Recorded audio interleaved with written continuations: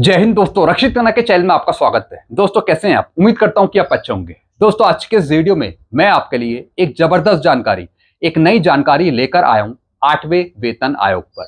8वें वेतन आयोग ने अब पूरी तरीके से काम करना शुरू कर दिया 8CPC पर। वेतन आयोग अभी काम कर रहा है रिस्क एंड हार्डशिप अलाउंस पर। जो कर्मचारियों को रिस्क एंड हार्डशिप अलाउंस दिया जाता है उनकी वर्किंग कंडीशन को देखते हुए तो उस पर डेटा मंगाया जा रहा है तमाम विभागों से। और यह काम कौन कर रहा है? वेतन आयोग। अब जितने भी विभाग हैं वो अपने कर्मचारियों से संबंधित डेटा प्रोवाइड करेंगे वेतन आयोग को, ताकि कर्मचारियों के काम के हिसाब से उनका वेतन पे तय करा जा सके, उनके अलाउंसेस तय करे जा सके। अब दोस्तों इसकी शुरुआत हो चुकी है रेल मंत्रालय से। जी हां दोस्तों, रेल मंत्रालय ने एक इंपॉर्टेंट लेटर जारी करा है सभी जर्नल मैनेजर को।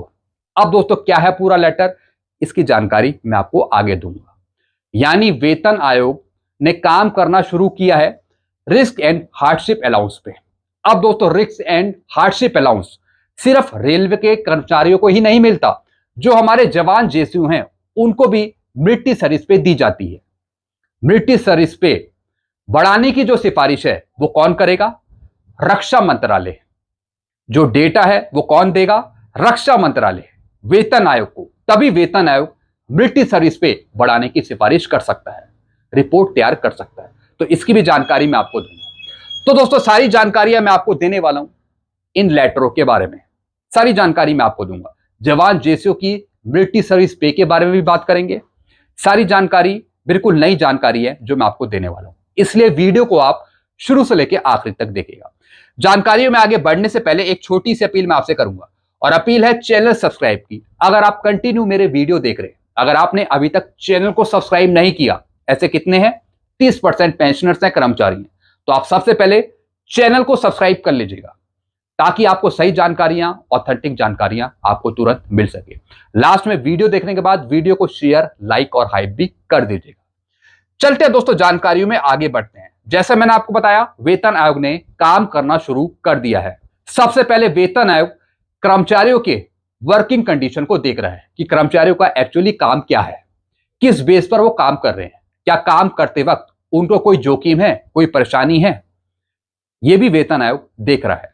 अब दोस्तों इसकी शुरुआत रेल मंत्रालय ने कर दी है। एक लेटर जारी करा है जुलाई के महीने में, सारे जनरल मैनेजर को, ऑल इंडियन रेलवे को यह लेटर दिया है, जिसका सब्जेक्ट है data regarding risk and hardship faced by various category in Indian railway. Indian railway में जो रेल कर्मचारी हैं वो किस आधार पे काम करते हैं, उनकी वर्किंग कंडीशन क्या है, क्या उनको कोई जोखिम है, कोई उनका रिस्क है, कोई हार्डशिप है, जिस आधार पे उनको रिस्क एंड हार्डशिप अलाउंस दिया जाता है। तो दोस्तों इस पर डेटा मांगा है वेतन आयोग ने रेल मंत्रालय से। अब रेल मंत्रालय के अंतर्गत जितने जोनल आते हैं, पैनल आते हैं, डिवीजन आते हैं, तो उनको लेटर भेजा है कि अपने कर्मचारियों से संबंधित डेटा प्रोवाइड किया जाए। अब दोस्तों काफी इंपॉर्टेंट ये लेटर लिखा है जो मैं आपको समझाना चाहूंगा। फिर इसके बाद बात करेंगे जवानों जेसीओ की मिलिट्री सर्विस पे के बारे में। अब दोस्तों यहां पे देखिए क्या है दोस्तों ये पूरा लेटर। सबसे पहले दोस्तों आप इस लेटर को समझ लीजिए। भारत सरकार रेल मंत्रालय, रेलवे बोर्ड की तरफ से एक लेटर जारी करा है। विभिन्न श्रेणी के कर्मचारियों के जोखिम और कठिनाई पर महत्वपूर्ण डेटा संग्रह, यानी डेटा कलेक्ट करना कर्मचारियों के जोखिम और कठिनाई पर कि किस वर्किंग कंडीशन में काम कर रहे हैं कर्मचारी। अब दोस्तों यहां पे देखिए ये लेटर भेजा है सभी भारतीय रेल के महाप्रबंधक को, जिसका सब्जेक्ट है भारतीय रेल में विभिन्न श्रेणी के कर्मचारियों के जोखिम और कठिनाई से संबंधित डेटा।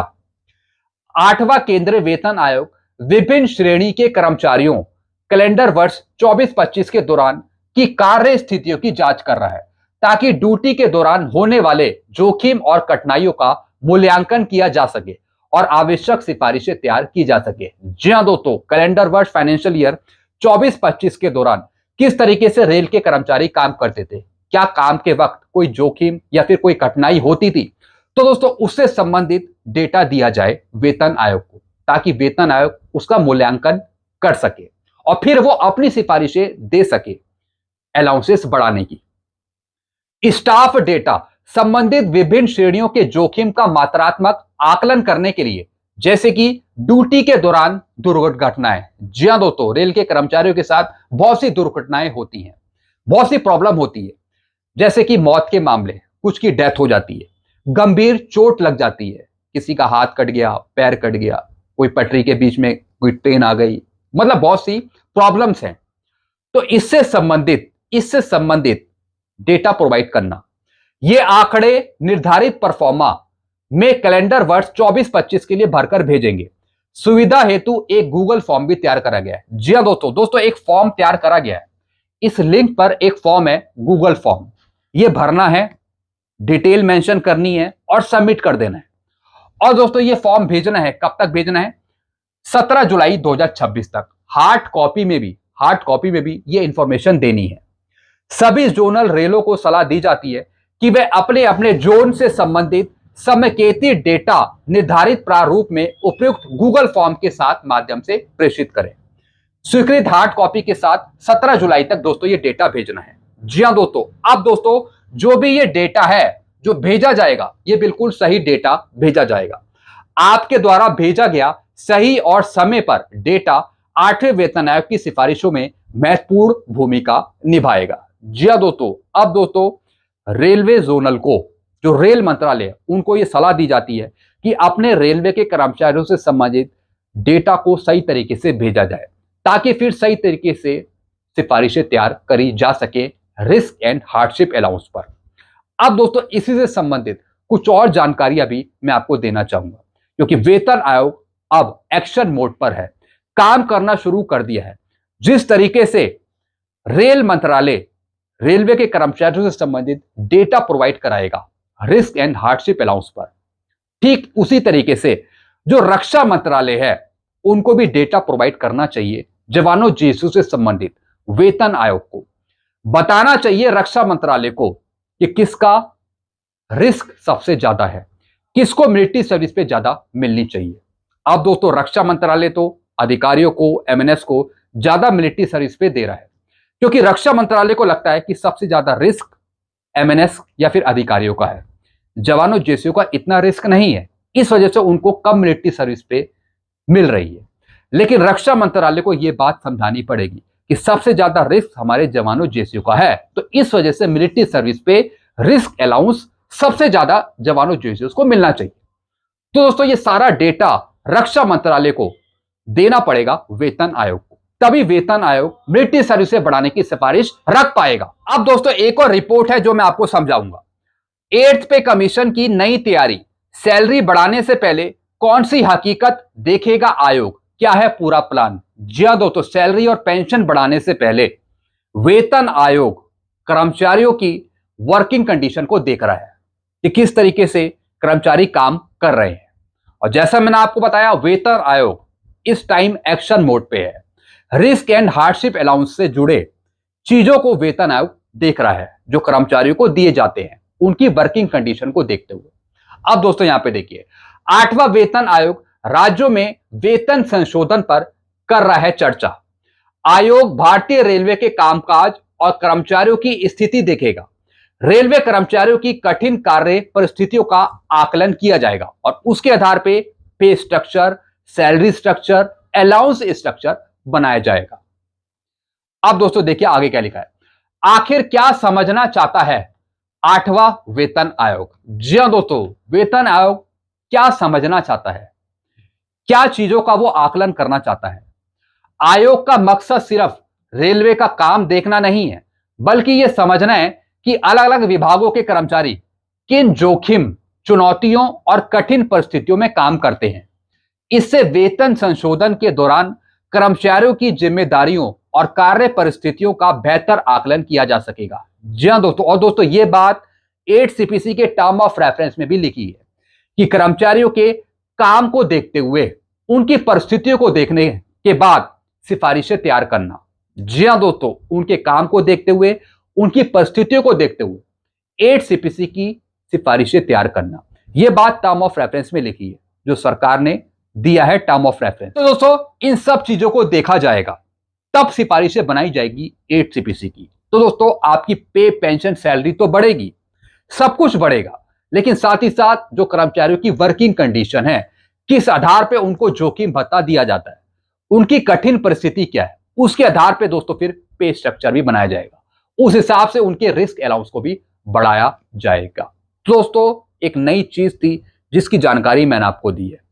जिस तरीके से रेलवे के कर्मचारियों का जोखिम है, जिस तरीके से रेल मंत्रालय रेलवे के कर्मचारियों से संबंधित डेटा प्रोवाइड कर रहा है, ठीक इसी तरीके से रक्षा मंत्रालय को भी जवानों जेसीओ से संबंधित डेटा प्रोवाइड करना पड़ेगा वेतन आयोग को। वेतन आयोग को यह बताना पड़ेगा कि हमारे जवानों जेसीओ का रिस्क सबसे ज्यादा है, तो इस वजह से उनको मिलिट्री सर्विस पे ज्यादा मिलनी चाहिए। जब वेतन आयोग को यह बात समझ में आएगी तभी वो सिफारिशें बना पाएगा, तभी वो एक ढंग की रिपोर्ट बना पाएगा। अगर आप मेरी बात से एग्री करते हैं तो कमेंट में जरूर आप बताएगा। तो दोस्तों जवानों जेसीओ की वर्किंग कंडीशन को देखते हुए, उनके रिस्क को देखते हुए, आजकल के टाइम में मिलिट्री सर्विस पे हमारे जवानों जेसीओ की 30,000 के आसपास होनी चाहिए, 30,000 के आसपास, 25 से 30,000 के ब्याज। जी हाँ दोस्तों, और दोस्तों यही सिफारिश देनी चाहिए रक्षा मंत्रालय को वेतन आयोग के सामने। यह बिल्कुल सही डिमांड है, 25 से 30,000 हमारे जवानों जेसीओ की मिलिट्री सर्विस पे, और फिटमेंट फैक्टर भी सबसे ज्यादा हमारे जवानों जेसीओ का। ऐसी हम अच्छी उम्मीद कर सकते हैं। तो ये सारा काम कौन समझाएगा? रक्षा मंत्रालय समझाएगा वेतन आयोग को, क्योंकि सारा डेटा रक्षा मंत्रालय सीजीडीए पीसीडीए को ही देना है जवानों जेसीओ से संबंधित, ताकि एक ढंग की रिपोर्ट, अच्छी रिपोर्ट वेतन आयोग बना सके हमारे जवानों जेसीओ के पे, अलाउंसेस, पेंशन से संबंधित। जिस तरीके से रेल मंत्रालय रेल कर्मचारियों से संबंधित डेटा प्रोवाइड करा रहा है, यह फॉर्म भरने के लिए बोला है, ठीक इसी तरीके से रक्षा मंत्रालय को यह पहल करनी चाहिए अपने जवानों जेसीओ से संबंधित उनके पे, अलाउंसेस को ज्यादा बढ़ाने के लिए, मिलिट्री सर्विस को ज्यादा बढ़ाने के लिए। तो दोस्तों अभी मौका है, अभी बिल्कुल सही मौका है, क्योंकि वेतन आयोग इन चीजों को देख रहा है, समझ रहा है, तो अभी डेटा प्रोवाइड करना बिल्कुल सही समय रहेगा, जिस तरीके से रेल मंत्रालय डेटा प्रोवाइड कराएगा। तो अब रक्षा मंत्रालय भी जल्द से जल्द ये डेटा प्रोवाइड करे वेतन आयोग को, तभी दोस्तों एक अच्छी सी रिपोर्ट हमें मिल पाएगी। क्योंकि बाद में दोस्तों फिर कुछ नहीं होगा, एक बार वेतन आयोग मिल गया, दे दिया, भले ही वो कैसा हो, लेकिन बाद में कुछ फिर उसमें चीजें चेंज नहीं हो सकती है। तो इसलिए वेतन आयोग मिलने से पहले अभी रिपोर्ट देना जरूरी है, अभी सही चीजें देना जरूरी है, ताकि वेतन आयोग समझ पाए और फिर काम कर पाए। तो दोस्तों ये कुछ जानकारियां थी जो मैंने आपको यहां पे समझाई है। बाकी आपके अपने विचार सुझाव क्या है जरा कमेंट में आप जरूर बताएगा। ऐसी नई जानकारी कोई और आएगी तो मैं आपको जरूर दूंगा। तब तक के लिए वीडियो पे बने रहेगा, चैनल को सब्सक्राइब करना मत भूलिए। Thank you so much.